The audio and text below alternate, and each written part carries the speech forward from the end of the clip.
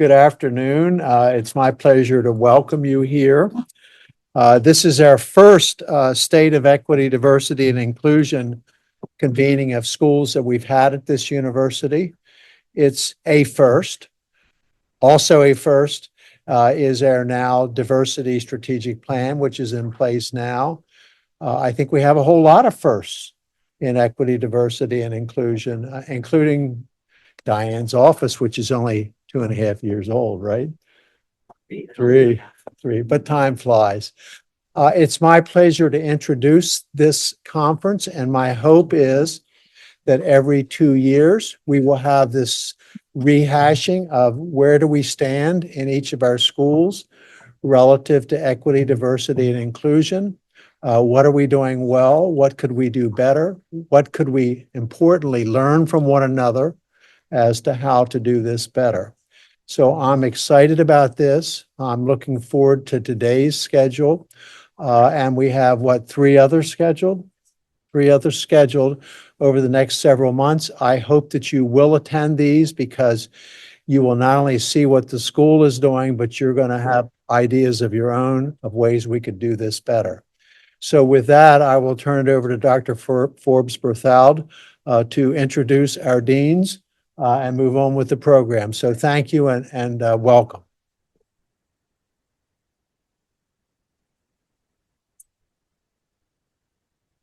Thank you, Dr. Geraldine. Good afternoon, everyone. The first. So even though this is the first convening of this sort, as many of you know who've been here for a decade plus, diversity, equity, and inclusion have been priorities for the university for quite a while. Establishing a structure, a strategy, putting positions in place, help us to move that forward even more. So thank you so much for all of you who've worked to this point to get us here. Today at this convening and on the 31st of October, we'll have schools presenting, and we have another date for School of Medicine that we'll share with you soon. If you aren't unaware, the Diversity Strategic Plan has 4 priorities, and the deans will report on that today, talk about both opportunities and strategies to move forward. Reps, recruitment and retention, E for experience, P for professional development, and S looking at scholarship, service, and education. Thank you for being here. Thank you so much for being here. I thank the Diversity Strategic Planning Committee and those who've worked with us to get us to this point. Many are in this room. The Diversity Advisory Council, of course, Presidents Gerald and Ward, and a number of our leaders and deans for supporting our work and advancing it. This is not the work of an office or an individual, but it's a collective effort. So I appreciate all of you here in this room, virtually, and in your units and schools for being a part of this. FYI, units, stay tuned, because you'll be up in the next year or so. I'll be working with your administrative units, VPs there, to do a similar reporting, combining some of those departments. So we're working on that as we speak. So first, we'll be hearing from Dean Wong of the School of Graduate Studies. Get that, folks, School of Graduate Studies. That was changed recently. I didn't say grad school. And then Dean Laurent from School of Law. Dean Wong became Vice Provost for Graduate Education and Dean of the University of Maryland Graduate School in August 2023. So he's celebrating his first anniversary. He serves as a Principal Academic and Administrative Officer of the school, leading faculty and staff who are committed to providing UMB graduate schools with an exceptional educational experience. Wong also serves on the Provost Leadership Council, works cooperatively with partners across UMB and the geographic region to strengthen graduate and professional education. He's a catalyst for the development and launch of self-sustaining programs that are in alignment with the university's strategic goals. Lots more in his bio: an expert graduate professional and researcher. And we are very pleased to hear now from the leader of the Dean of the Graduate School. But before that, a word from our sponsors. If we're going to reach our full potential as an educational, as a research, as a service entity, every person on this campus needs to feel that they're part of that activity, that they're included, that their voices are heard, and more importantly, that their voices are not only heard, but also actions are taken as a result of that. That will make us a much better university. The central framework is around the acronym REPS. And the priorities are R, recruitment and retention, E for experience, P for professional development and career advancement, and S for scholarship, service, and education.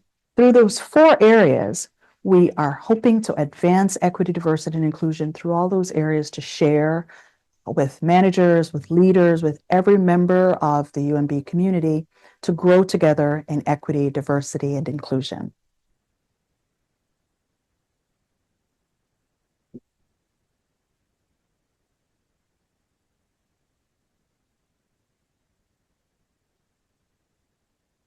Making sure that it's beyond diversity there, right? Because it's more than just bringing people here. That's when we talk about inclusion and equity, that we want to make sure that everyone feels welcomed here, that feels safe here, and really truly understands and believes that they belong here, because they do. And it's our job to make sure that folks see that, believe it, and then make it real. A lot of people look at a strategic plan as a commitment from senior leadership to the principles of diversity, equity, and inclusion. What's unique about our plan is that the people who created the plan came from all over the university.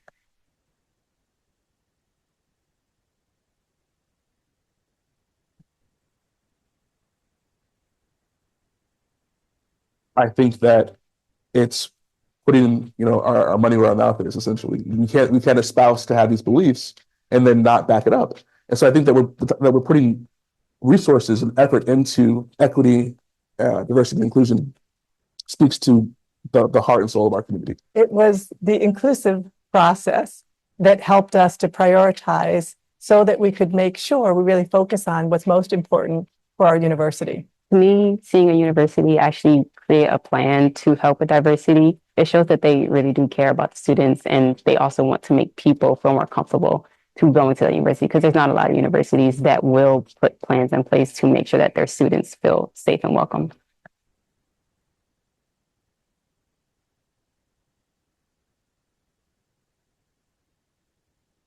It's about looking at how we can continue to be better, how we can be a better organization for our students, our staff, our faculty, and Baltimore. Think about what we could do together in terms of research and teaching and working, the kinds of new ideas that we can come up with. If we listen to multiple voices and include multiple people in all the things we're doing, we will be so much better and stronger. And now, Dean Wong. Thanks everyone for being here. I really appreciate the chance to be with you all and to speak about this topic.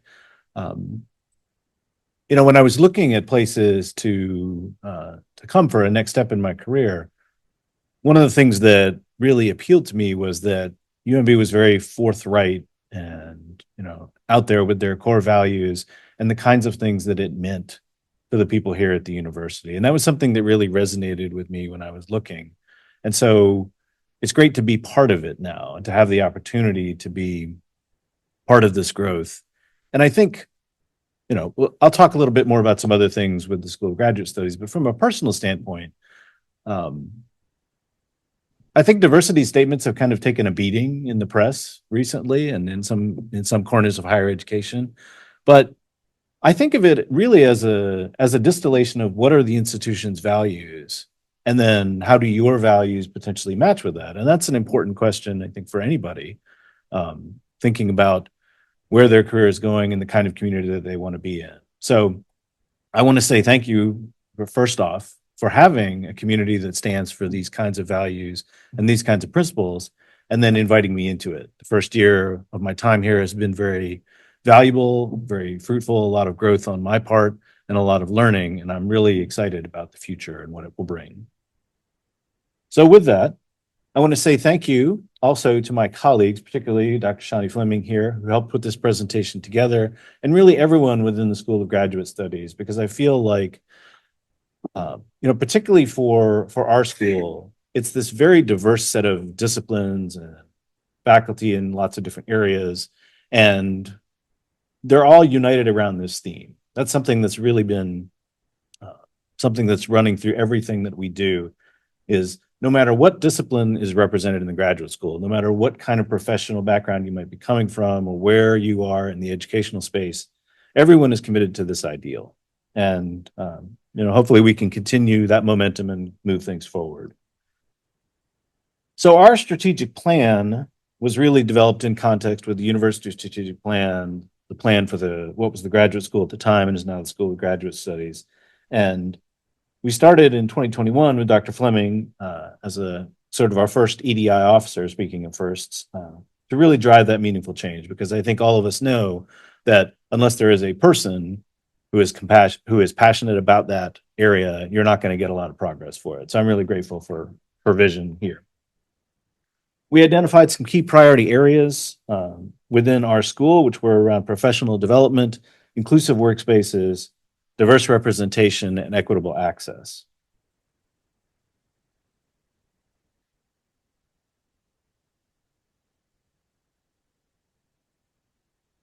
So when I was reflecting on this topic of representation matters, which is really a theme for us in the school, I thought about two things. One was that I didn't really have a sense of my own identity as an Asian American until I got to college. Because when I was growing up in Southern Mississippi, the only other Asian Americans by and large were ones who were immediately related to me.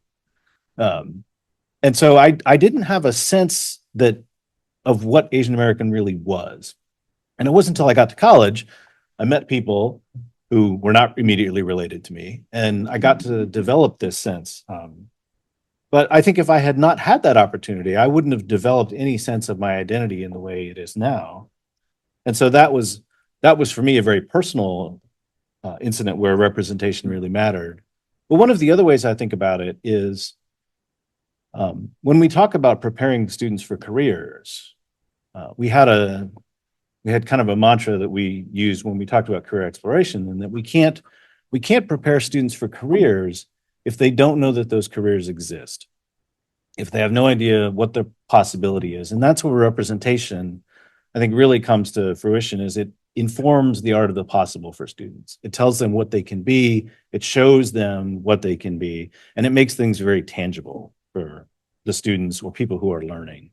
And so from our perspective, that representation is really important because it conveys this art of the possible. It conveys to people, here's what you can become, here's what you might not have even thought of, but is now a possibility for you.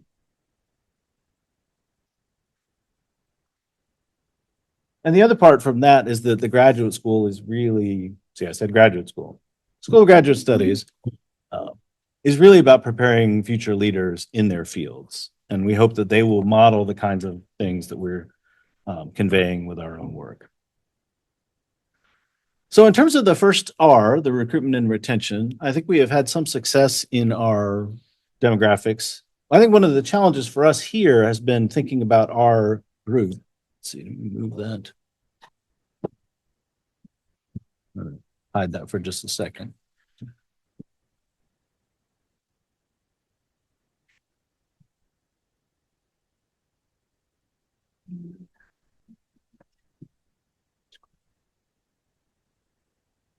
All right, so you can see the statistics here. So at the bottom, we have the chart of demographics from the 2021 census. And there was, I think, there was a robust debate within the school as to what are we going to use these numbers for? Are these numbers going to be sort of metrics and targets that we're going to go towards? Or are we going to be just concentrating on, can we increase the representation in our school? And I think we've kind of settled on the latter for the moment, but this is an active area of debate for us, is what should the appropriate sort of goals be? And I think it's a little bit different when we think about faculty and staff versus students, because in the School of Graduate Studies, we have, I'd say, a very diverse population of students. We have students who are online and are not necessarily from this area, so it might not make sense to use that as a metric. But I wanted to put it up here and include it because I think this is an important part of our discussion as to, well, when we talk about what we're accomplishing, are we getting towards these goals that we have, that we will decide for us?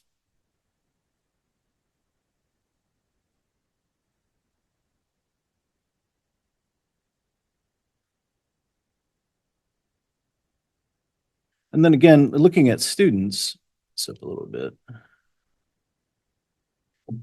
So the student representation, which for us is, I think,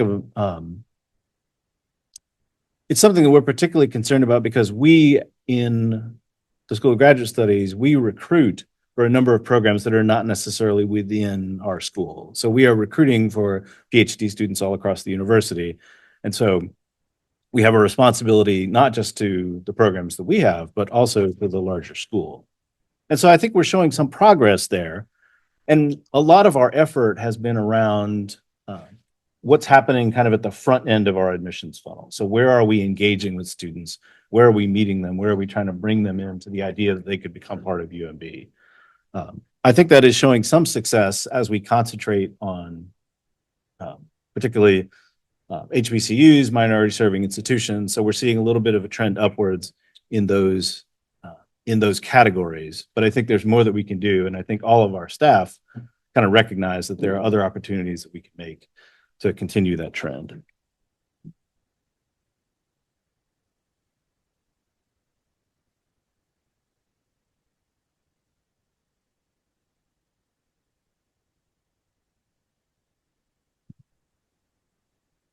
All right, it's important for us also to be looking at faculty rank, and this is where we are on this.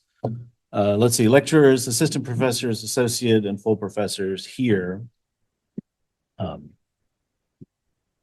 One of the things that we're working on in this case is really looking at our appointments and promotion process, because I think one of the challenges that we have in particular is that because we draw people from so many disciplines, the appointment and promotion process needs to be very reflective of that. So our committee and the committee of faculty who looks at this have been doing a lot of, I think, reflection and consideration about how we evaluate faculty across these different categories.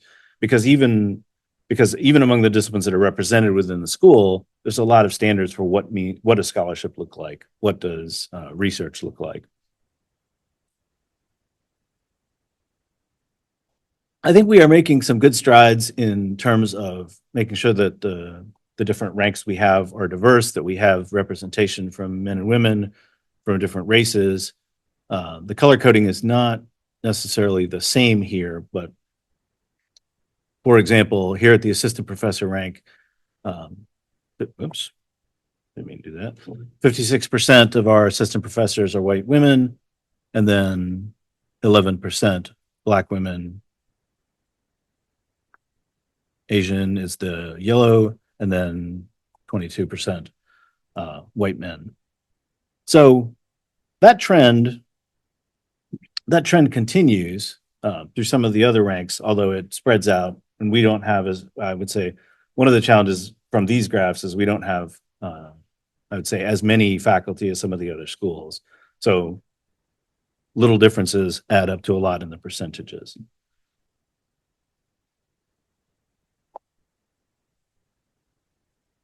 Okay. Down here.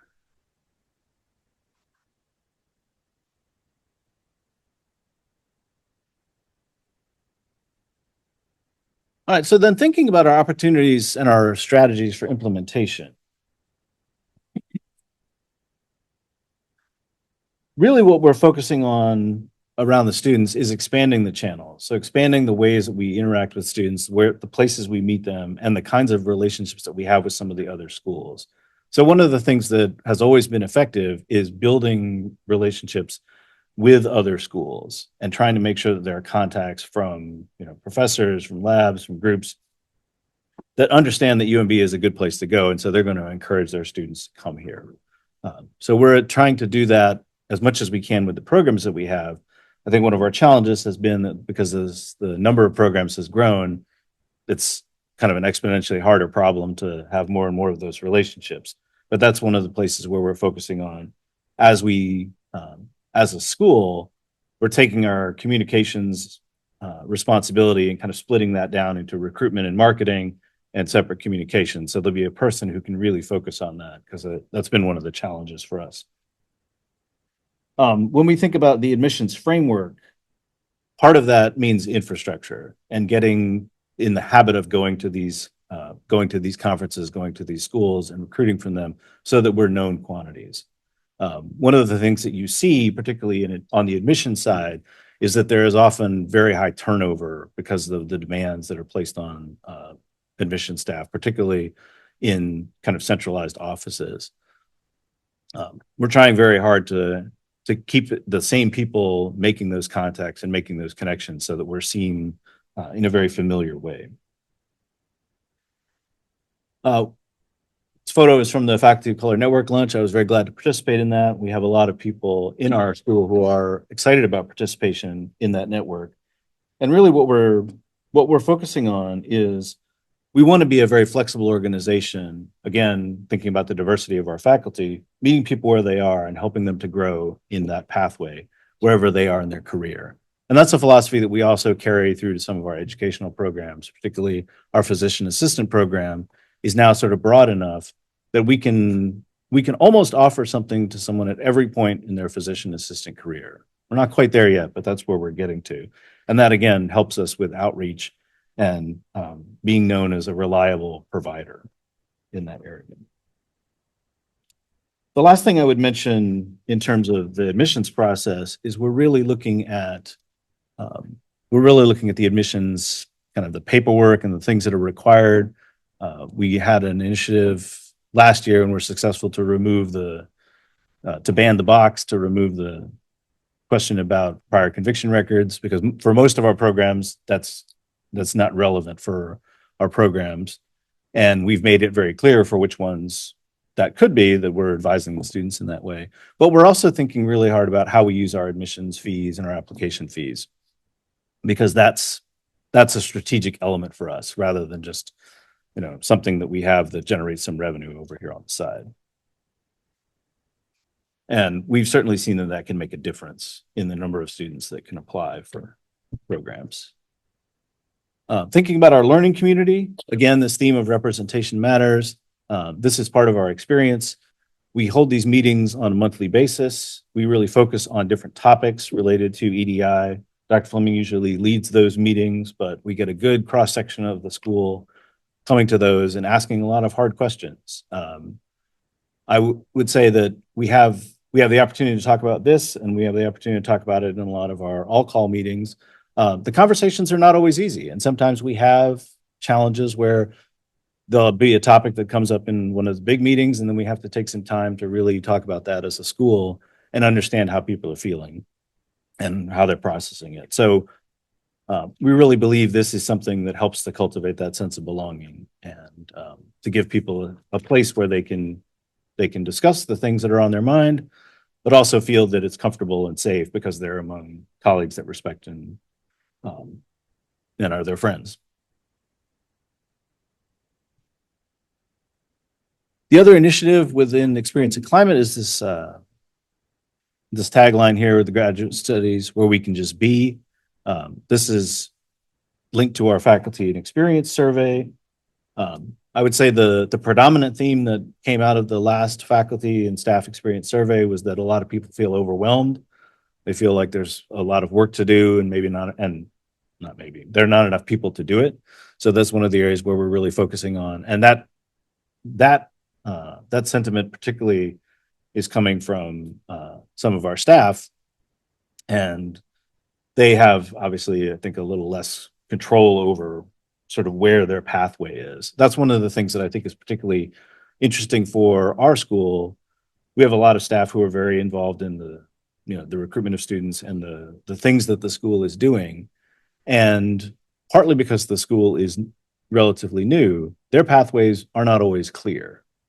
We talk a lot in, I would say, faculty circles that faculty need onboarding. They need to understand what the requirements are for promotion and tenure and for advancement through the ranks. But what we found is that although that's very true, and we certainly need that, for staff, it can be even more murky because it's not clear that you have sort of ranks of progression the way you do with faculty. And faculty, there's sort of a clear ladder of where you will go in your faculty career, but for staff, it's not that way. And so that's one of our goals is, can we make this more clear? Can we say that for every position that we have, there is a pathway for you to go forward, there are criteria by which you will advance, and kind of reconciling that with the fact that we have sort of a fixed budget and a fixed number of staff. The last point here I wanted to mention, we're also trying to engage very heavily with Graduate Student Association. both in informal and formal ways. So we have a formal meeting, which is the meet and confer process, where myself and other university leaders meet with leaders from the Graduate Student Association. But we also have ways that we're engaging with the students in more informal ways, and just going to their meetings, listening to their concerns, making sure that we're being heard. I briefly considered trying to get myself invited to their Discord server, but I hadn't made the ask yet. And then someone said, well, you know, we're talking to other students. I said, this will really be a place with no administrators and no faculty. And I said, okay, that's not the place I'm going to go.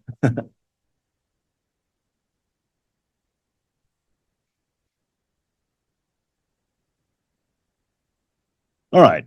One of the things that I think we're really blessed with in the school is that we have programs that are really focused on the area of diversity, equity, and inclusion. And I think this is a great opportunity for us, because as we see sort of retreat from this area, and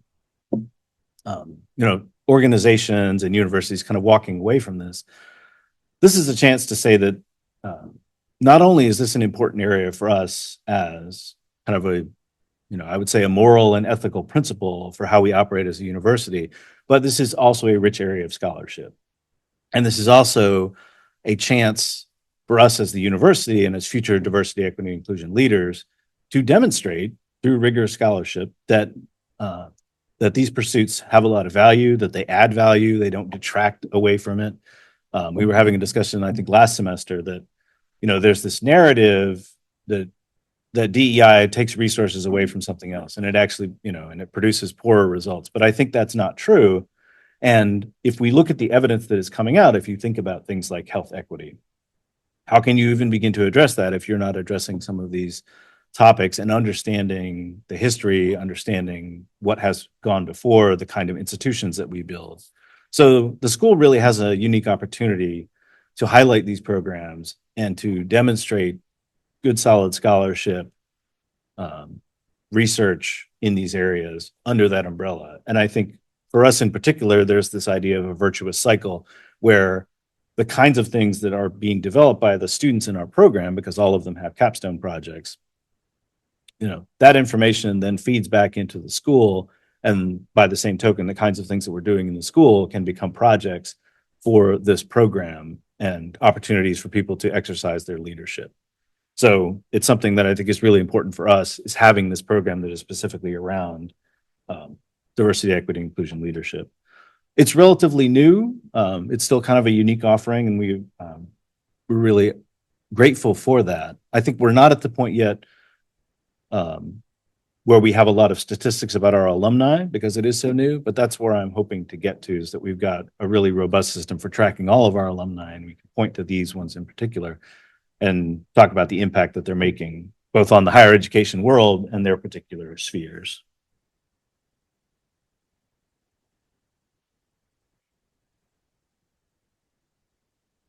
Okay. And in terms of other professional development and career advancement, we have a number of programs you saw in the video we were starting off with. Dr. Karen Gordis from the graduate school talking about her work in trauma-informed pedagogy.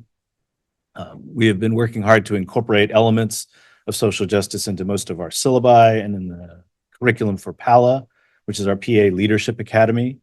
They decided last year that would be a big part of their curriculum, was this BJEDI acronym. Dr. Fleming and others brought factuality for a workshop last semester to talk about particularly the city of Baltimore and some, kind of challenging some of the impressions of the city. And then we've participated in a number of other programs. Try to move this here so you can see the rest of the list. Including this Lumen Circle Global Faculty Development with our program in Costa Rica, and then the gerontology education and research effort, which is not only here at UMB with our gerontology programs, but out throughout the state through the regional higher education centers.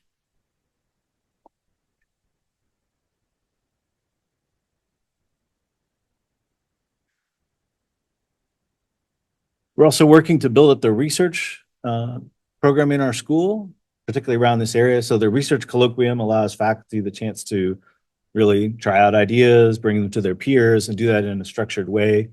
We then back that up with some research support awards from within the graduate school. And then our faculty, we're very proud that they have received some of the BJEDI grants that have come out of the central office. It really helps to to spark some scholarship to allow us to explore new ideas. And particularly the school, because of the nature of it, we've been very focused on teaching. So we're really trying to build up the research and scholarship angle from within our school. So having these opportunities for pilot funding really makes a difference in getting things started, getting these projects noticed, and then out there in the world.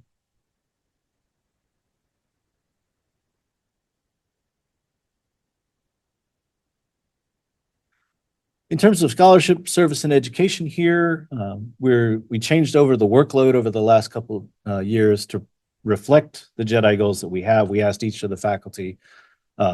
We started out with kind of syllabus restructuring and curriculum, and then this year we modified it a little bit to ask the faculty, particularly to talk about a goal related to justice, equity, diversity, and inclusion. And we're incorporating that into, what will be a future evaluation system for them. For the data dashboard, the work there has really been on taking the data that we have, particularly around admissions and student population, making it more visible, making it more transparent, while maintaining that single source of truth. Because that's always the challenge, is like sometimes when you make data liquid, you lose that single source of truth because people take the data and then they massage it, they add something, or say something is wrong, and then they change it. And pretty soon you've got a lot of different sources. But the work we've been doing with IT is really around, can we look at this data centrally, accurately, and quickly? And this matters a lot for our admissions efforts, because if we are doing retrospective reviews of admissions, kind of looking at what our results were at the end of the cycle, that's very useful, but it doesn't allow us to sort of modify in cycle. So as we get this data in kind of a more liquid form and are able to see it better at all the stages of the admissions funnel, we can be more agile in adapting to that funnel, or adapting that funnel to the kinds of admissions goals that we need. We've received some particular recognition in the PA sphere around our scholarship and JEDI advocacy in that profession. So that's really great that we're building up that reputation amongst the PA profession nationally. And then on the on the community education, on the continuing education side, what we're hoping to really leverage in the coming year is that we have a number of components in the graduate school, like the Safe Center, which does work related to human trafficking, and Embrace and ROAR, which are advocacy organizations, not so much teaching, which is what you think of with the school. But I think there's a real opportunity to have them involved in the kinds of continuing education that their communities need. So we're serving the community sort of at the front, I would say, in a direct way with the kinds of things that these organizations do, but also building up the kinds of education that will help to promote their programs in the future and serve their populations. 5 minutes, okay, good. All right, so thinking about some of the goals for the coming years. Oops, there we go. So a lot of what we are thinking about, move this down to the bottom. A lot of what we're thinking about is the infrastructure. And this is something I think I'm kind of obsessive about infrastructure and having systems.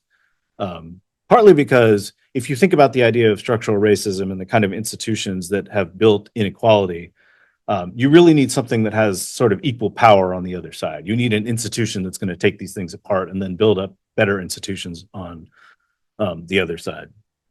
And I also remember when I was a postdoc, one of the first physicians I worked with, we were all in the interventional radiology suite, and there were probably five or six of us postdocs and engineers, and one physician. And the physician said, it's really great that all you engineers are here, but this is a lot of work for this one procedure. And you really need to think about, like, how do you make this procedure so that I can do it, in a regular setting without all of you here, and then I can do it for 10 patients, and then 100 patients, and then 1,000 patients. And that's really how you make impact. And that comment has really stuck with me. And it's, like I said, it's made me sort of I think, obsessed about structures and systems, is how do we build this into the nature of our school so that it's not something that we sort of add on later, but it's really baked into the DNA of the organization. And I think for me and for the school, we're at a very good time for that, because a lot of the policies and procedures we're creating are new. So we're trying to think very hard about how do we make them reflective of diversity, equity, and inclusion from the beginning. Again, more work on getting better sources of data and being more flexible about them. And then really thinking about, our leadership. We want, as a kind of central part of our mission, for our graduate students to be future leaders. And that applies up and down across the spectrum of the school. Not only should the students be leaders, but we want our faculty, our staff, to be in leadership roles. And we are hoping that the kinds of programs that we're developing, we've got some funding now. There's a $15,000 partnership with the Office of Community Engagement that's under development. Again, Dr. Fleming is leading that one. And we're going to launch the Intercultural Development Inventory as a kind of specific training program for some of our faculty and staff this coming year. So really it's about, at this core, how do we build people up and give them the tools that they need to succeed? When we think about that all across the spectrum, from the students that we serve directly to the faculty and staff who are doing that good work. So I think I'll stop there, and I'm happy to answer questions and talk about other things. Thank you. Yeah.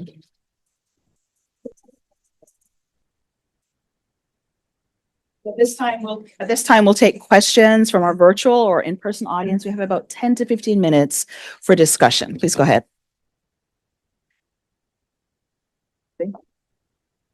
Anyone in the room? No one online? Pick up the mics, we'll pick you up wherever you sit. Or can repeat. Or I can repeat.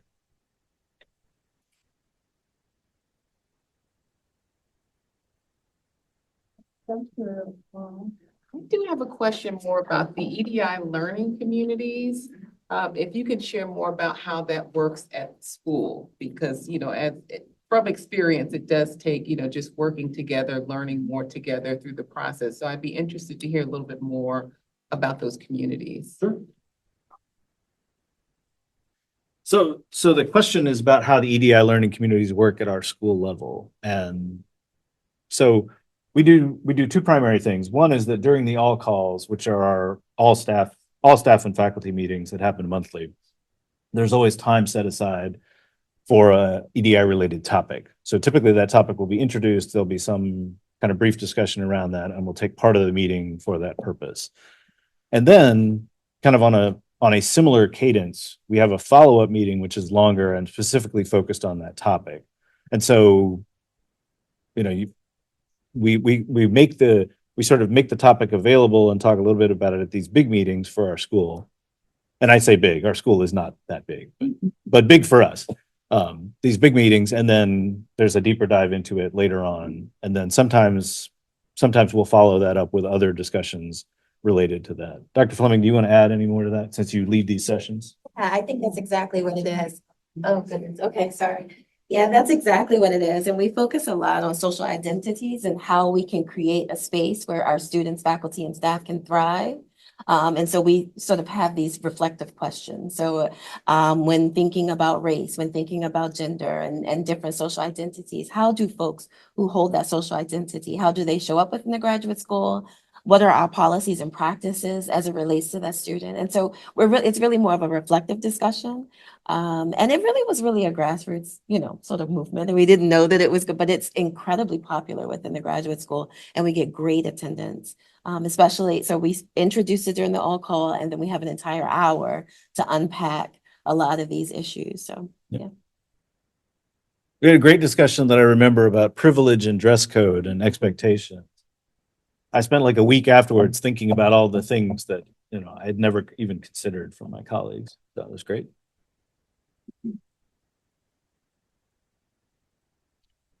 Dean Wong, I had a question about student enrollment and staff. Could you go back to, I think it was slides 3 or 4, where you showed the trends over time of Black student enrollment and trend over time of staff presence at the university? And if I'm remembering what I was seeing, it appeared as if Black student enrollment was increasing in the School of Graduate Studies. Yes, by a little bit. But then on the staff side, it appears as if Black staff presence was decreasing. Are we seeing that? That's as well? And students how are there. you- Yes. And then on staff, right, so there, I was looking at that over time. So what are your, and the schools and the leadership's thought about addressing that disparity? Yeah, so I think part of that is we will need to be increasing the staff that we have so that there are more opportunities. Because what we've noticed is particularly some of our staff positions have very high turnover. So people come and they don't stay very long. And that's challenging for a couple of reasons. But I think one of the things we're seeing with that is that as we have recruited people, we've turned out to recruit fewer underrepresented minorities into those positions. I don't know precisely why. We're trying to look at those positions now and see, is there some way we can make those more attractive, to reach out to other people in the community and in the university and try to encourage them to apply to those, to give them, and thinking about the positions themselves, like, can we make these positions more attractive to candidates? So It sounds like that's you had not great success with student enrollment. Yeah, I think so, because part of what's benefiting us on the student side is that there are a number of particularly STEM pipeline programs. I don't love the word pipeline, but that's what those programs are called. There are a number of those programs which are helping to encourage students to go into the STEM fields where our PhD students are. And so that, I think, has helped us increase the pool, and our outreach has helped to bring those folks in. And it's going to take a different approach for the staff and faculty. Questions, comments online? Yes. We have an online question. An anonymous attendee writes, I'm concerned about the dearth of Latine, Native American, and Pacific Islander populations, staff, faculty, and students. Are recruiting plans specifically targeting these populations underway? So I would say for some of them, yes. So we have more effort going to some of the conferences and the institutions where we would expect to have a larger population of Hispanic students.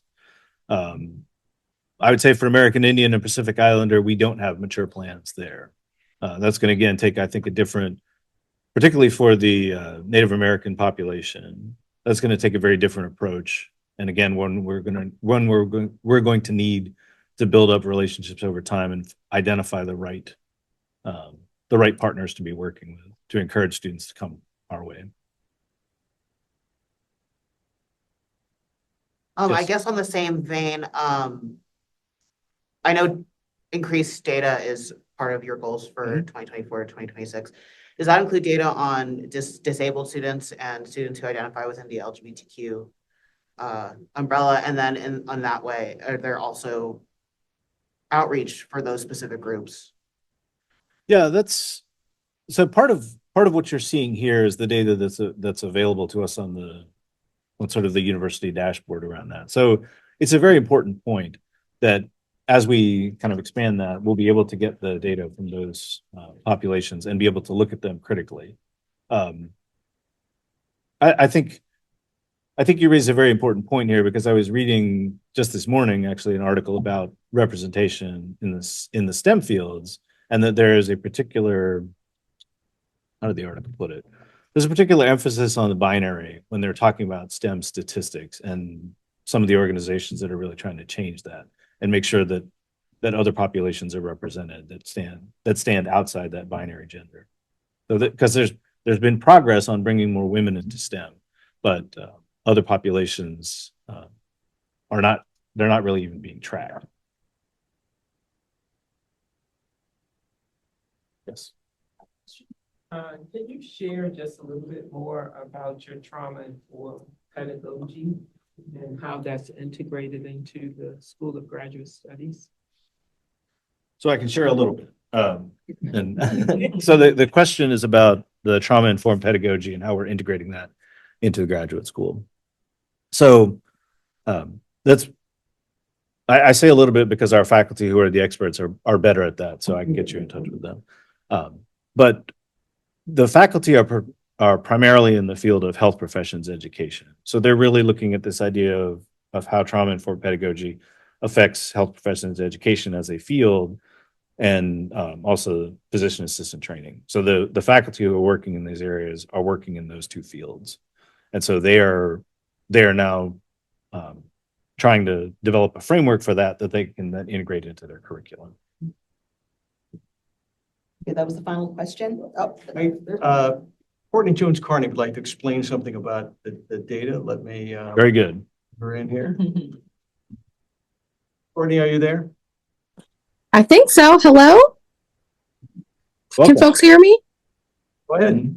Okay, sure. So there was a question just about identity-based data, and I wanted to share that just like there was a staff experience and faculty experience survey that was issued, the student experience survey was issued last semester in February and March. And so I'm actually working on a presentation right now about sharing those results. And so some of the social identity questions that were posed by someone who spoke earlier will be addressed at the university level as well as school specific. So folks will have the numbers as far as students who identify as LGBTQ plus, students who identify as transgender or non-binary, gender non-conforming, as well as data on first generation students, students who are parents, lots of really interesting student identity information will be shared as a result of that survey.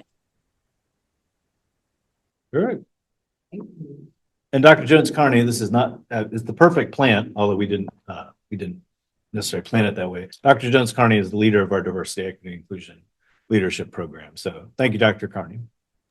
No problem. Thank you. okay, that was the final question comment. Thank you, Dean Wong. I did it.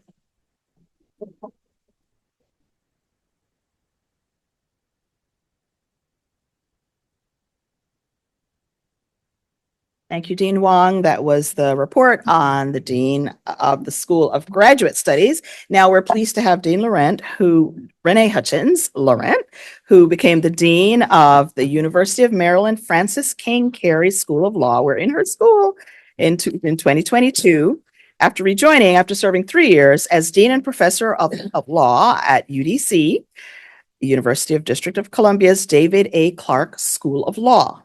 Yes? Would you please minimize Dr. Wong's? Minimize Dr. Wong's. Just for the. Okay, there we go. Laurent is a leading expert on the Fourth Amendment and criminal appellate practice. Her legal, can I keep going? Her legal scholarship sits at the intersection of criminal procedure and social science, has been published in leading law journals. She's a rock star. She's amazing. Now I present Dean Laurent. Thank you. All right, wait. Yes. PowerPoint. Is it already loaded? Yes, it should be loaded. It's just following Dean Wong's, and then we are going to share slideshow and then share. I'm sorry, right, Alex? But hold on, am I sharing now? We are very technologically advanced here at the law school. We got this. Share. Yes. We're sharing now, and you are going to be in slideshow mode right here. Over to you. That's not you. That's a graduate. That's the graduates. Thought we had progressed. Oh, we're gonna hear the video again. No. Okay, I can see all slides. I have to go through. Oh, okay. Go straight to that part then. Talk amongst yourselves.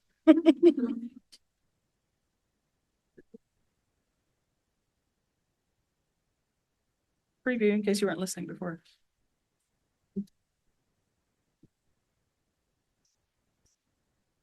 Amongst yourselves. As fast as I'm going. Nice. Q&A, we just did that. There we go. Ta-da! And which one am I hitting? That one? Yeah, or you can click on. Okay. Okay. Hey, everybody. Is everybody awake? Okay, awesome. So I am not as fancy as Dean Wong. I have no pictures and no videos. I have slides with lots and lots and lots of words. So I'm going to try to keep everybody wide awake with enthusiasm and energy instead. I want to say thank you, big, giant thank you to Associate Dean Russell McLean, who is responsible for this slide presentation you are about to see. Thank you, Russell. He runs our DEI efforts here at the law school and sits on top of our academic success and bar success program. So we are better because he is among us. So thank you, thank you, thank you. And you guys will get to see how wonderful he is. So one of the things that I will say about DEI at the law school is we're not where we need to be, but we're doing pretty well. The state of DEI at the law school, I think, is very, very, very strong. So I started on the law school faculty back in 2004. And one of the reasons that I came here was because the faculty was so remarkably diverse when I started. We were known nationally for being one of the most diverse law schools in the country in terms of our faculty, in terms of our students, in terms of our staff. And I am happy to say that when I took over as dean 3 years ago, that continued to be true. Now, we got a ways to go, right? We definitely have work that we need to do, but I think we are doing pretty well. So I'm happy to talk to you guys about that a little. One of the reasons why we are talking about DEI right now, particularly in the space of recruitment and retention, is because of a case that I am sure you are all very, very, very familiar with, the Students for Fair Admissions case. And so Students for Fair Admissions was a law school suit against Harvard. And one of the things that they were complaining about was that affirmative action was being used inappropriately to privilege people based on race. And Students for Fair Admissions only applied to admissions, right? And what the court said in Student for Fair Admissions was diversity was a legitimate goal, but we couldn't get there anymore using race alone. And so we no longer could say, and I don't mean we, I mean we, right, could no longer say that we were going to give this particular seat to a student because they were Black, or this particular seat to a student because they were Latino, or this particular seat to a student because they were Asian American. We could no longer say that. But what the court didn't say was that diversity was no longer an important goal. Right? The court continued to believe and continued to affirm that diversity does make us better, and that diversity is something that we can continue to pursue. We just have to get at it the right way. And so in this moment, I think schools that were never really that interested in doing diversity work in the first place now have an out. But we're not that school.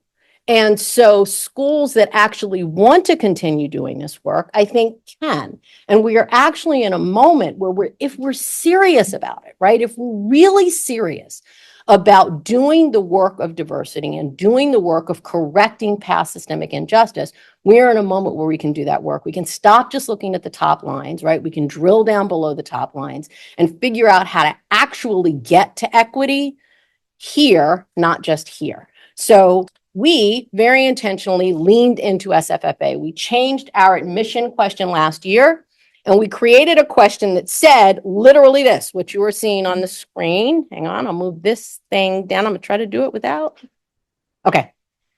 We literally said the Supreme Court recently struck down race-based affirmative action programs at 2 universities. Writing for the majority, the Chief Justice wrote, at the same time, as all parties agree, nothing in this opinion should be construed as prohibiting universities from considering an applicant's discussion of how race affected his or her life. And then we invited applicants to tell us exactly how they thought their identity or background had impacted them. So we said, we invite you to describe how your identity or background has, as the court wrote, affected your life, be it through discrimination, inspiration, or otherwise. And then you can read the rest.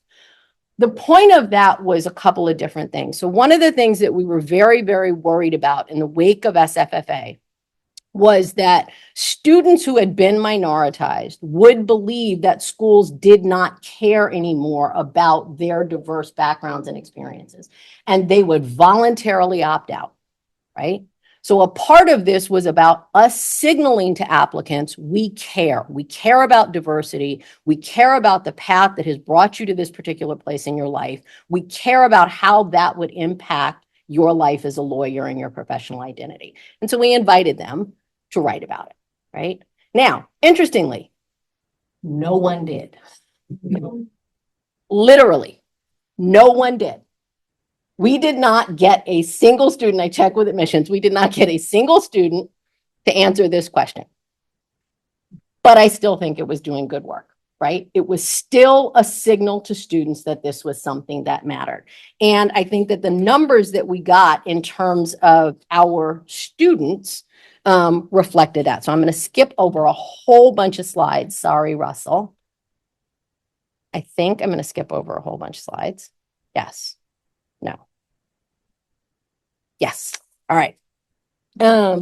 So our student class this year is once again one of the most diverse classes we have ever recruited. So our student class this year, and I don't think we have a slide on it this year, but I'm going to tell you what the numbers are anyway. This year, we have a class of approximately 204 students. That class is made up of about 35% minoritized students. So people that we call people of color. I hate that term because I'm like, everybody has a color, but I'm going to use it because it is shorthand. So about 35% students of color. We've got about 35 Black American students, about 22 Latino American students, about 21 Asian American students. 18% of our class is made up of students who identify in the LGBTQIA population. We have got a significant number of first-gen students. And so from my perspective, our signaling in our application that diversity remains important to us allowed us not to see the drastic drops that a number of law schools saw in this country post SFFA. So a number of law schools have actually seen significant declines in the diversity of their incoming classes just because the shadow of SSFA is sitting out there, even if they are not doing anything differently. In addition to the question prompt for the essay, we also did what we have been doing for years, which is interview every single applicant who is applying to school here. So we know all of our students. We know who they are as entire people, and we are putting together a class that is considering the whole student and not just any top line numbers or any identity characteristics. And we managed to do that without sacrificing our LSAT or our UGPA, which is a chronic complaint that people say is going to happen if you focus on diversity. You can have both. You can have both quality and diversity. In fact, I would contend you cannot have quality without having diversity in the first instance. So here is what our overall student population looks like. So not just the first year class, but all of our classes. So from 2020 to 2024, our Asian American student population has bumped up just slightly. It ticked up and then ticked back down just a little bit, but we are above where we were in 2020. Our Black American student population has held steady. Our Latinx student population has held steady. Our white student population has held about steady. Same for women. We are down just a bit with regard to women. We are up with regard to LGBTQ, and we are holding steady with regard to first-gen students. There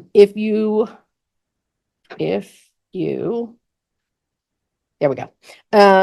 If you look at the students, so this is literally just that earlier graph, but so that you can see a little bit more closely by actual student identity population. So this is for our Asian American students.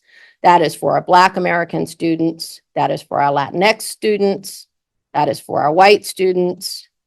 Our female students, this looks much more drastic than it actually is because the y-axis is actually ticking up by 2 percentage points each. So it looks like a much more drastic drop than it actually is. That is our LGBTQIA students and our first-gen students.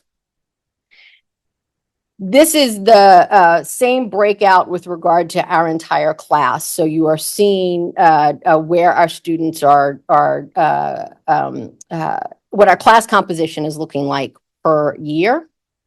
One of the things that I will say with regard to students before I move to staff, and this is something I'm going to talk about later when I'm talking about what I'm hoping for the future, is the top line numbers really aren't all that's important. So here at the law school, one of the things that we do regularly is drill down below the numbers. So as I mentioned, Dean McLean is also in charge of bar success and academic success. He works with Micah Yarborough, who's the director of bar success.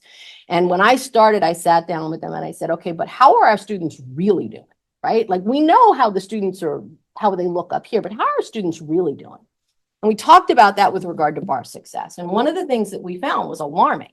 One of the things that we found was that our white students were passing the bar at rates that outstripped our Black students by double digits. And so we sat down and we thought about, is that okay with anybody in this building? And the answer to that is no.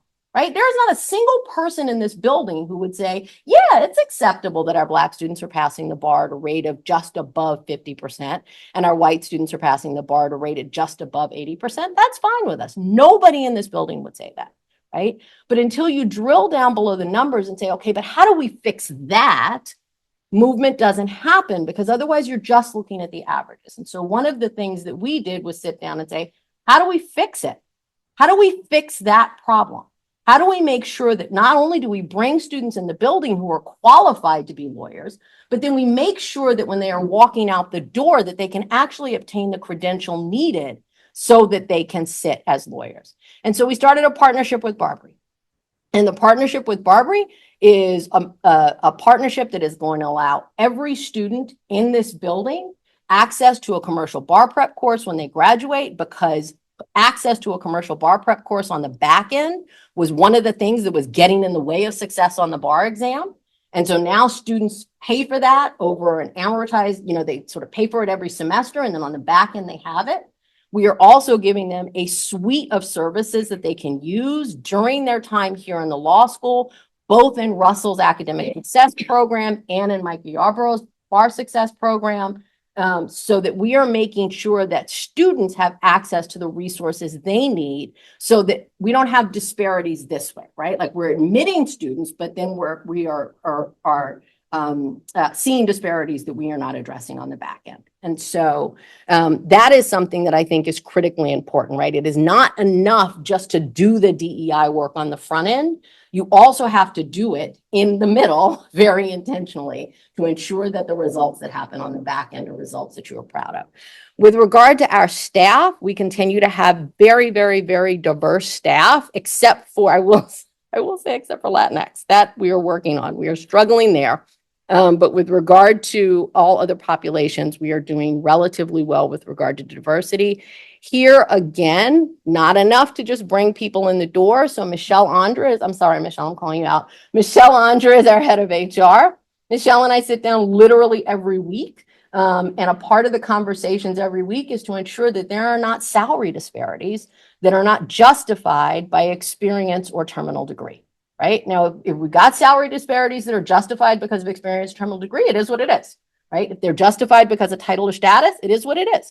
But if they're not justified that way, one of the things that Michelle is absolutely fantastic about is pulling my coattail and saying, hey, Renee, so I know you didn't create this, right? Like, I know you walked into this, but we've got salary disparities across these categories, and we might need to address it, right? You need to bring some of these folks up, and you need to hold some of those folks steady, or these folks are due promotions. Like, she is absolutely attentive about making sure that that is a priority here at the law school, that we are not just bringing people in the door and having a diverse staff bringing them in the door, but that we are also making sure that we are treating people well once they get here. In terms of, these are just percentages, same numbers, but just percentages with regard to staff diversity. And this is the staff diversity across our new hires for each of the years. With regard to faculty, these numbers, what I will say about these numbers is that they are the numbers that correlate to the campus HR categories, right? So this is literally all of our faculty across every status. With regard to our faculty at the tenured and tenure track lines, which is important to me because I think that sometimes what you will see at institutions is at the less permanent statuses, you see lots and lots of diversity, and at the more permanent statuses where you actually have governance responsibilities, you see much less diversity. We do not have that here at this law school. And so our recent, hold on, you did give me a slide on this, Russell, and I just have to find the numbers.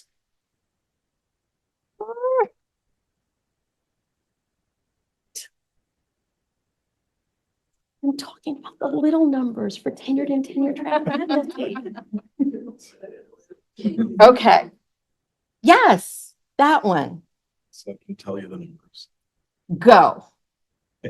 So in the last 5 years, faculty don't change in the same way that students do every year. So in the last 5 years, we've promoted 5 faculty, all to full professor with tenure status. 4 of those 5 are people of color, 3 Asian, 1 Black, and then 1 white person also. Thank you. Sure. Huh?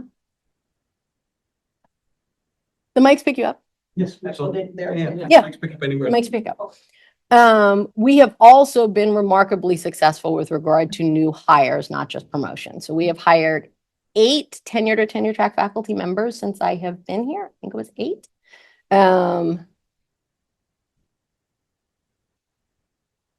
I'm going to screw this up. 1 Asian American, 2 Asian American men, 2 African American men, 1 African American woman, 1 white woman, and 1 white man. So we have been remarkably diverse in our hires as well.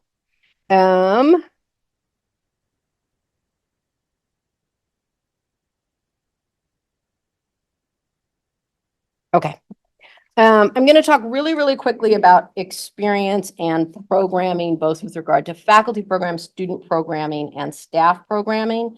And then I'm going to push a bunch of stuff into the back end with regard to teaching. So we have trainings and scholarly presentations and social gatherings and events. Today, we have what we call anchor events every month at the law school. Today's anchor event was a presentation from the Attorney General, Anthony Brown, and the Public Defender for the state of Maryland, Natasha Dartique. They were talking about mass incarceration and dismantling mass incarceration and the racial impacts of mass incarceration in the state of Maryland. And we have those sorts of anchor events all of the time. We also have scholarly presentations from faculty every week. A significant number of our faculty, as you will see on a later slide, are writing about issues that are relevant to diversity, equity, and inclusion from their own particular lens. So some are writing about corporate law, some are writing about criminal law, some are writing about environmental law, but many of the faculty that we have here are writing from a justice lens. And so it's an important feature of their scholarship. Students are welcome to attend all of this, and staff are welcome to attend all of this. So our anchor events are open to everybody.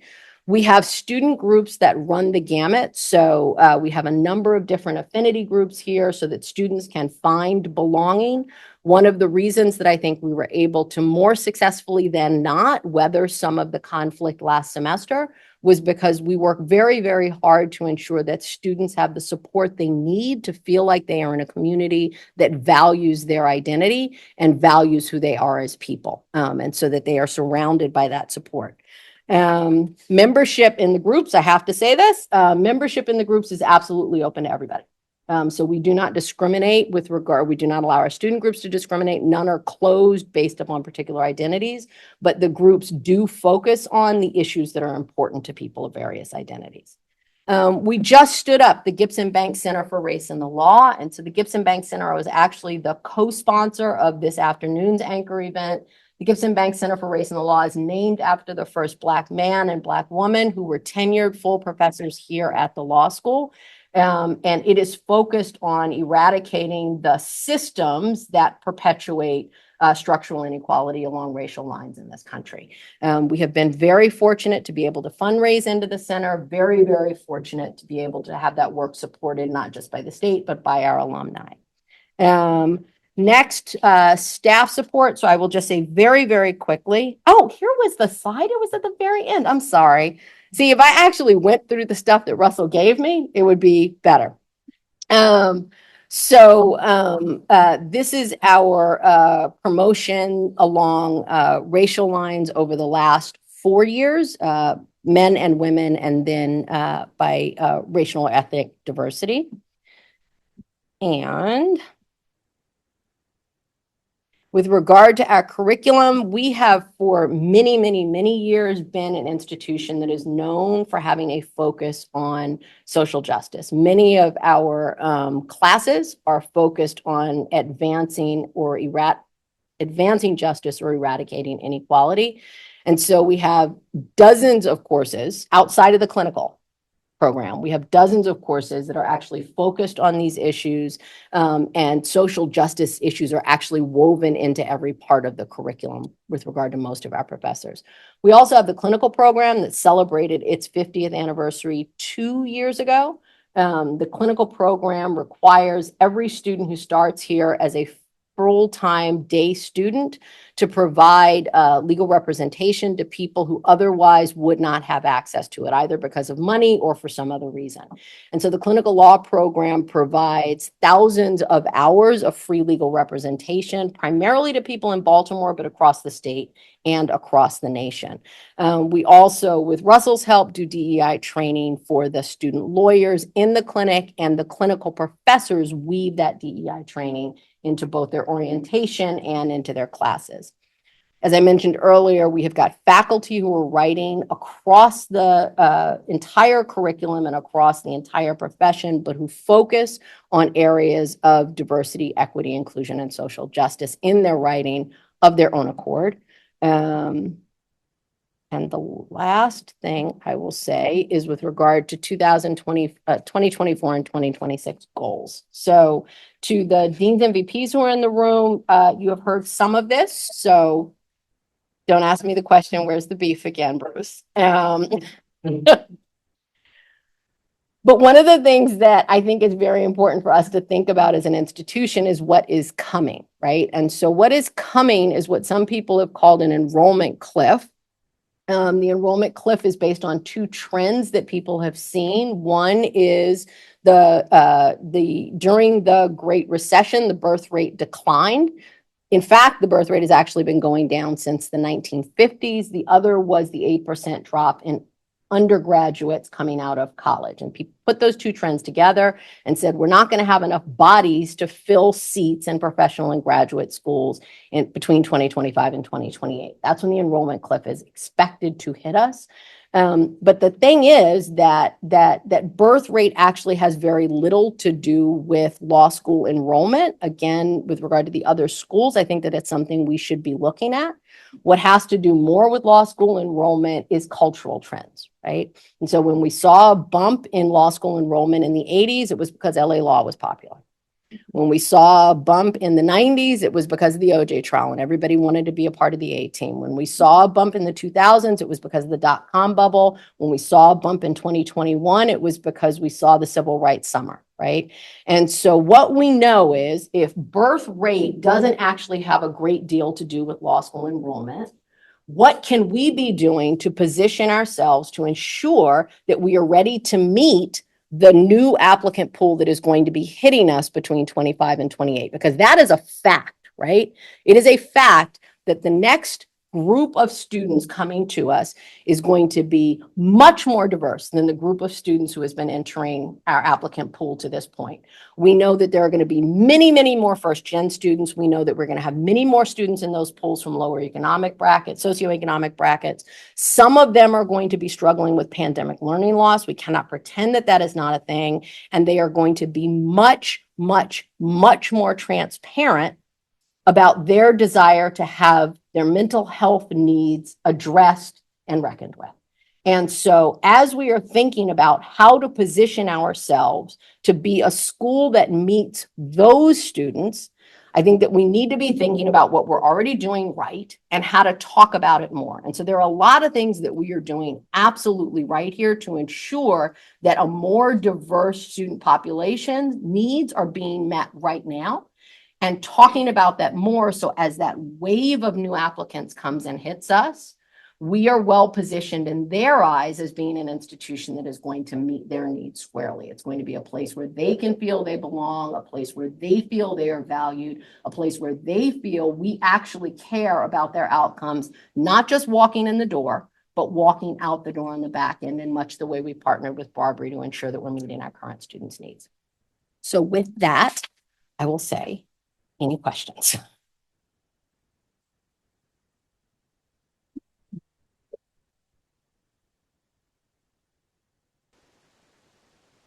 We do have one question from an anonymous attendee who writes, are Native American students included in the student retention and recruitment for the law school? I may have missed it. Was not included. What are those metrics and how will we be increasing enrollment for the Native American population? That is a And also writes, I'm also interested in the metrics for Native American staff. great question, and our results are not good. That's the honest answer.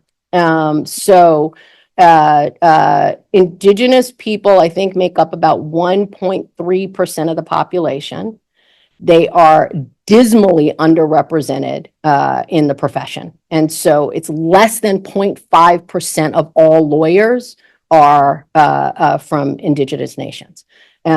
We currently, I don't believe, have any Indigenous students. I think we did last year. I don't think we currently do anymore. And we need to do much more in that regard, particularly because we are sitting on land that used to be held by Indigenous nations. And so I think it is a really, really good question, and something that we will continue to wrestle with. We are doing really well across lots of other identity groups. We are not doing very well with regard to Indigenous tribes. The question asked about staff also. We don't have any staff. Yes.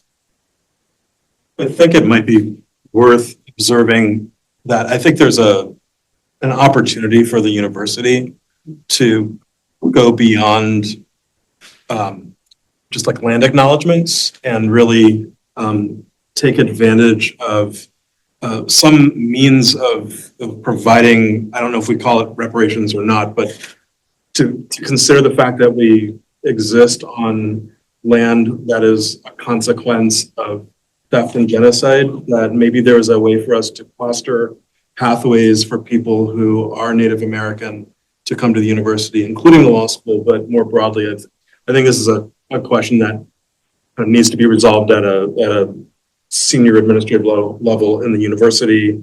And maybe we can kind of think about how to do that together as an institution. Yeah, absolutely. Yes. So it seems like you guys have a lot of courses that have a social equity lens, which is really awesome. So how do you have such a high proportion of those? Are there terminal performance objectives that are built into your curriculum that really emphasize social equity?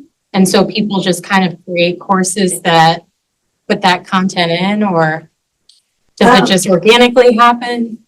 So it tends to happen more organically. It is not mandated by any stretch of the imagination. What I will say about legal academia generally is that it tends to be more liberal than the profession.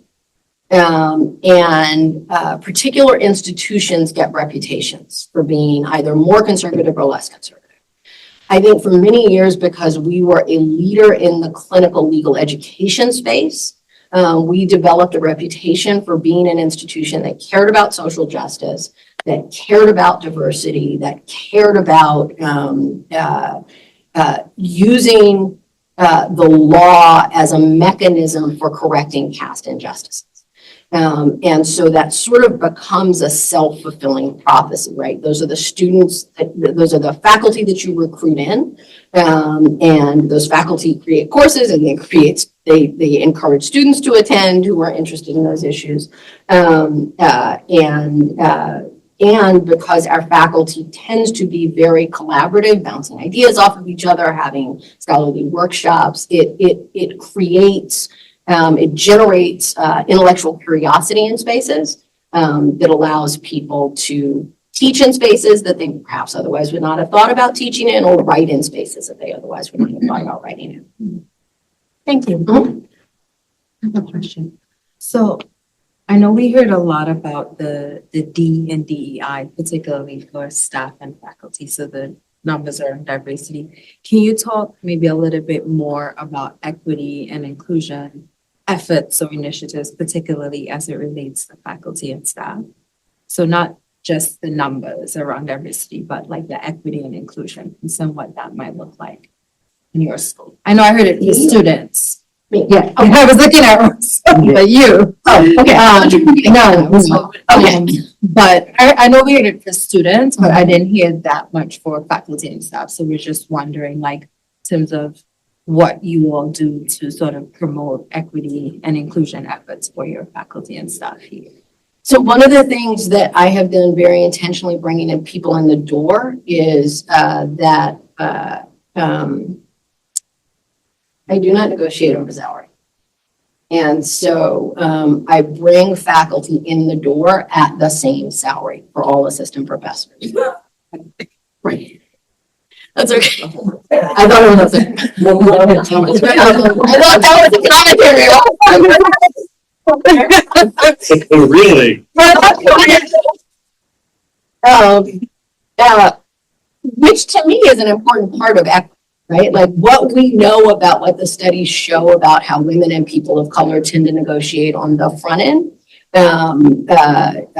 can create disparity walking in the door. It is my desire not to replicate that. And so with regard to the jump then from assistant to associate and from associate to full, it is very lockstep. So that we are not seeing people coming in the door with higher salaries, and then you get merit and COLA, and then it just starts to exponentially, the disparities start to increase.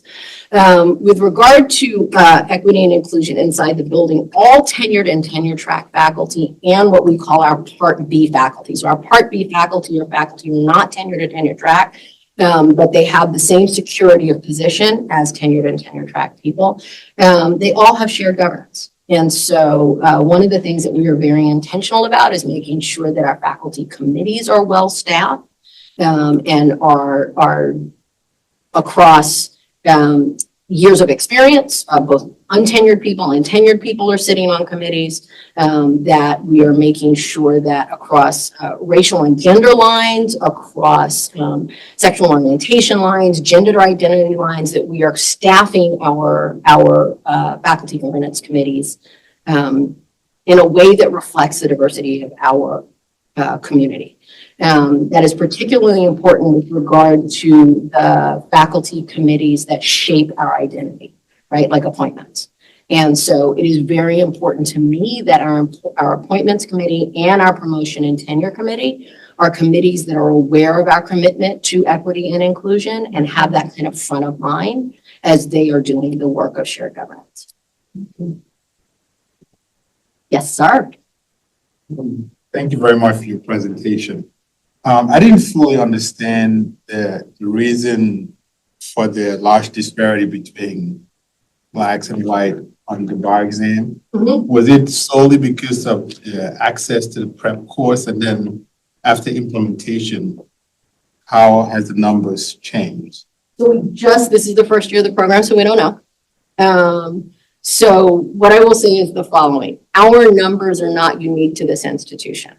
Bar passage results have across all schools shown disparities along racial lines. And it is not entirely clear what drives that, right? If I had the answer to that, I would be rich. But in part, it is access to commercial bar prep courses. So if you are a kid who is struggling to kind of make ends meet to pay the rent, paying $3,000 or $4,000 for a bar prep course and not working for 10 weeks the summer between graduation and taking the bar is a significant sacrifice. That is something that requires tremendous privilege and tremendous resources to be able to do. What we know about bar passage is that it's not rocket science, and I don't mean that in the sense of it's not hard to pass the bar. I'm saying we know what it takes to get to success.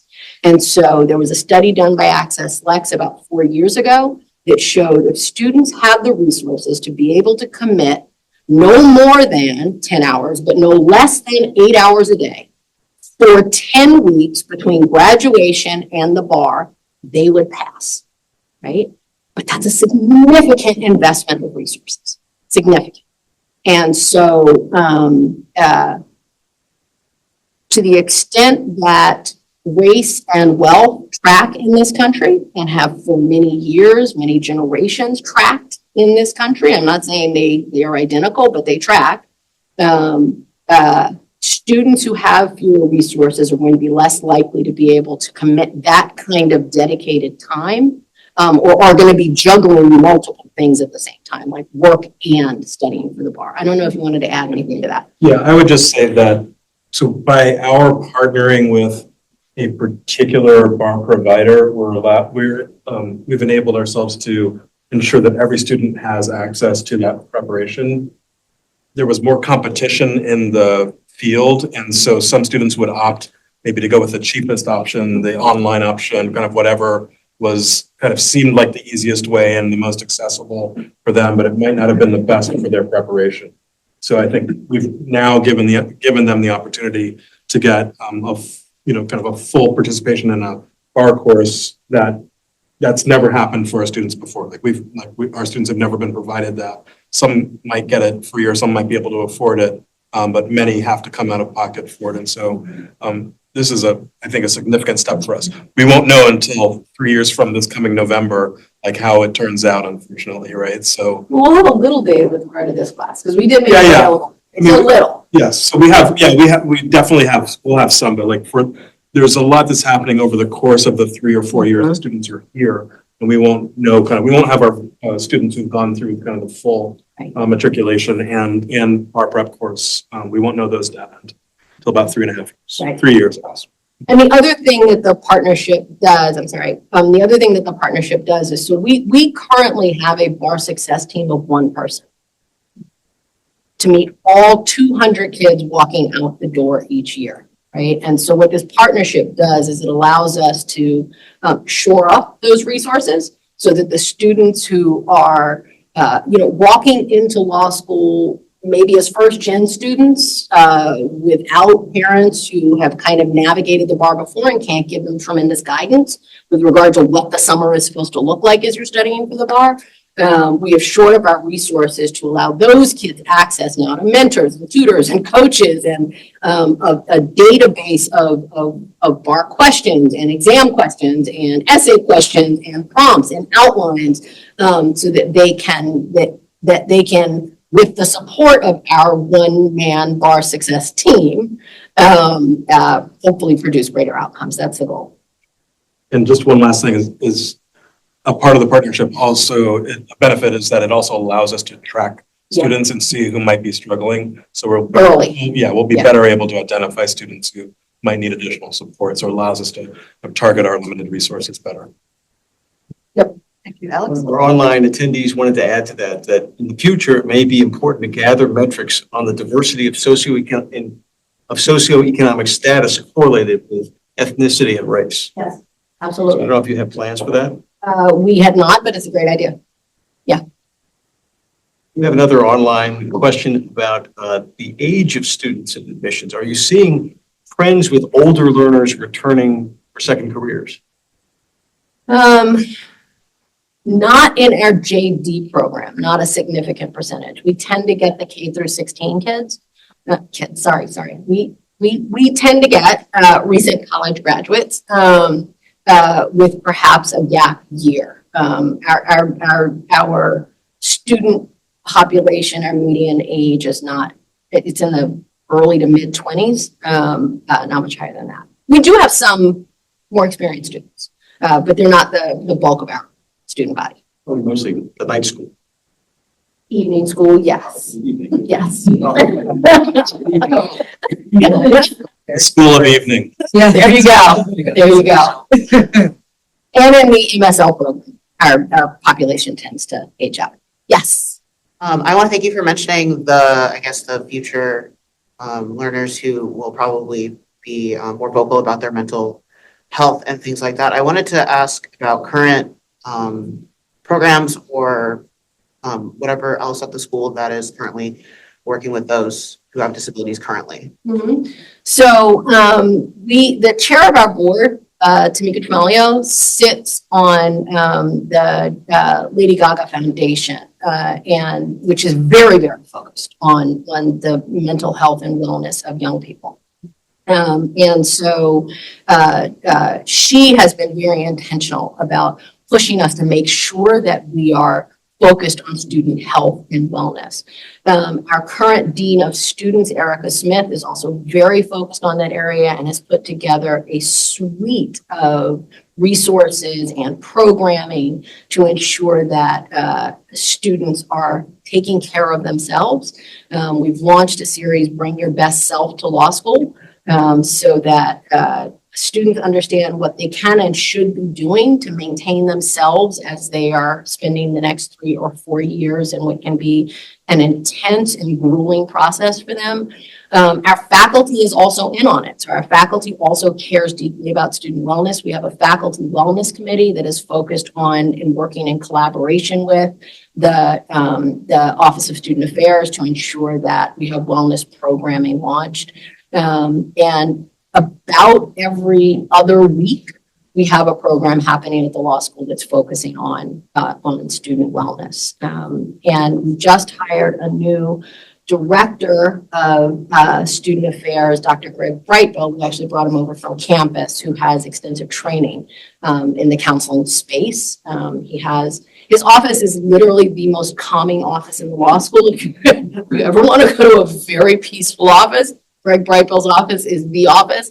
The lights are very low. He has a chair that he calls the crying chair if you just want to come and just unload emotionally, with tissues, and it smells nice, and it's very calm. But it is an intentional push toward ensuring that students have spaces where they can decompress. We recognize that there are lots of really unhealthy ways that people manage the stress of being lawyers. Lawyers have some of the highest substance abuse rates of any professional population, and so we are working very intentionally to combat that. Anything else? Yes. That kind of piggybacks off of the conversation of equity, which I love all the things that you guys are doing from a salary perspective to ensure that staff and faculty are seeing more equitable outcomes and career progressions. But you had mentioned that the student population of women in the law school was decreasing from 2020. It looks like the staff and not faculty, staff population was also decreasing over the last 4 years. I'm just curious, is that something that's happening on the hiring side? Is that something that's happening on the retention side? Is there turnover? If it is on the retention side, has there been any data in the exit interviews as to what is causing more women to leave or at a higher pace than men within the staff at the university? And then also when we're talking about gender disparities on staff, one of the questions tends to be, you talked about drilling down, right? And where on the staff level and hierarchy is that occurring? Because we also know that some of the more entry-level administrative positions tend to be held by more women than men. So I'm just curious what that breakdown is looking like. Where is that coming from? Okay, especially when we're seeing it for students and staff. As to your first question, I don't know the answer. It's something that I need to look at. On the second question, one of the things that I will say is we were remarkably well represented in the leadership levels. So the entire senior leadership team at the law school is women. I am the dean, the vice dean is a woman, and the associate dean of faculty development is a woman.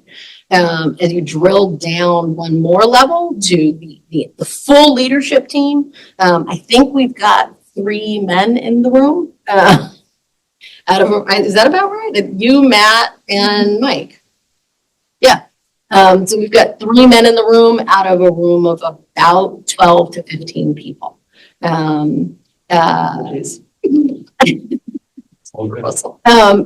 our administrative assistants, right, formerly used to call secretaries, are they more women than men? They are.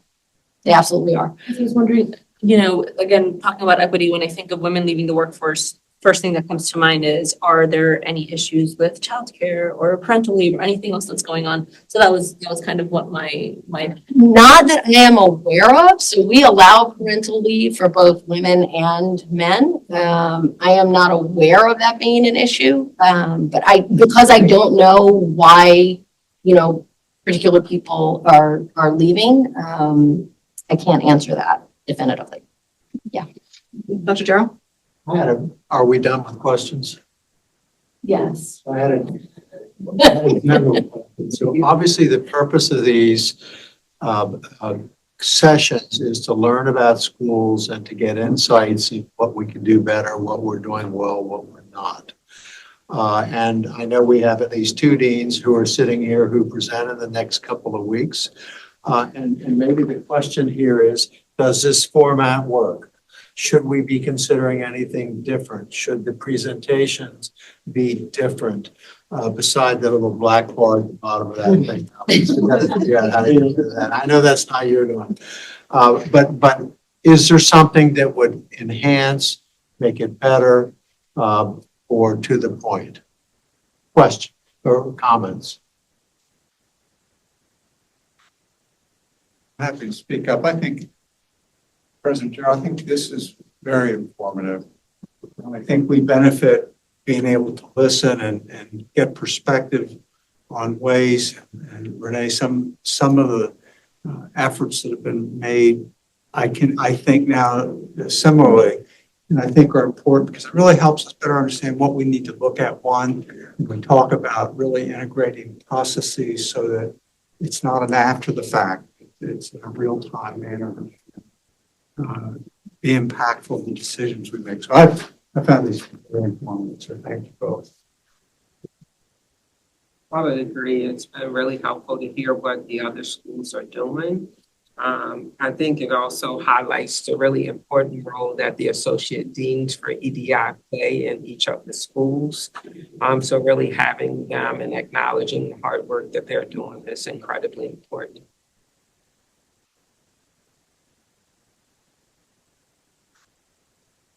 Is that a question for anybody?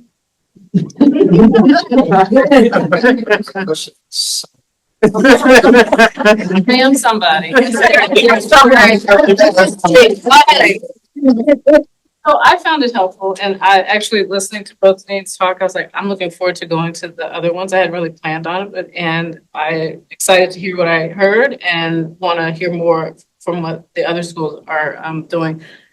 I hope that this happens again, like not just this round of all of the schools and administration, but again, because, and if it does, what I would benefit from is, I guess, common vocabulary used to describe some of the categorizing some of the efforts that are happening in the different parts of the university. So just so I can say, oh, over here in the School of Law, under this category, they're doing this, and in the School of Graduate Studies, they're doing, this is what it looks like in that kind. So that would be.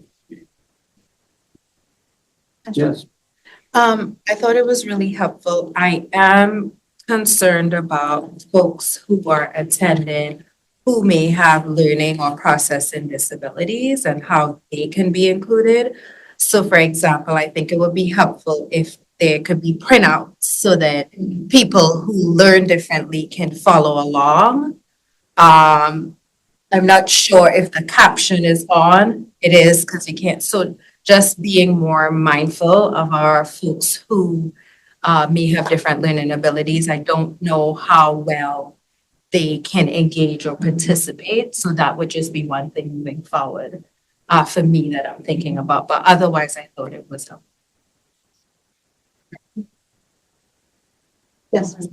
I'm currently a staff member who has zero interaction with students.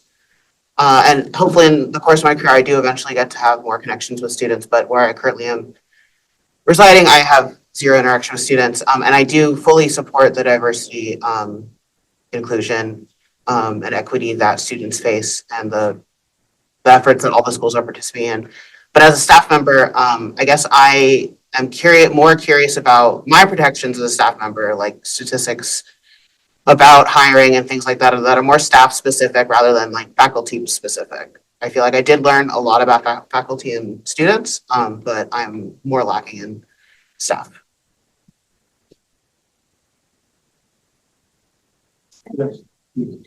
I thought this was excellent, and I think it also sheds light on some of the disparities for the Latino community and Native American and Indigenous communities.